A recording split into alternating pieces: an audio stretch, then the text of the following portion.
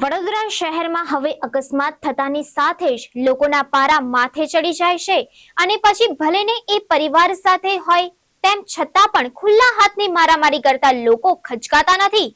વડોદરા શહેરના માંજલપુર દરબાર ચોકડી પાસે નવા બનેલા બ્રિજ પર એક અકસ્માત થતાની સાથે જ પરિવારના કેટલાક સભ્યોએ એક વાહન ચાલકને જાહેરમાં રોડ પર ખૂબ માર માર્યો હતો, જેમાં મહિલાઓને જરા પણ શરમ રાખ્યા વગર ખૂબ જ છૂટા હાથની મારામારી કરી હતી। જે દ્રશ્ય જોઈને એવું લાગે છે કે આ ગુજરાતના વડોદરા સંસ્કારી નગરીના લોકો નહીં, યુપી બિહારનો કોઈ શહેર છે જે લોકો જાહેરમાં એક વ્યક્તિને માર મારી રહ્યા છે।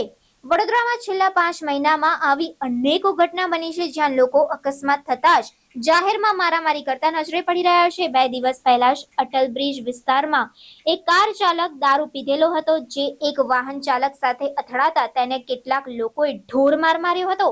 હવે શહેરના લોકોની સહનશીલતા ઘટી ગઈ છે, તેના કારણે કાયદા વ્યવસ્થા લોકો હાથમાં લેતા પણ ખચકાતા નથી।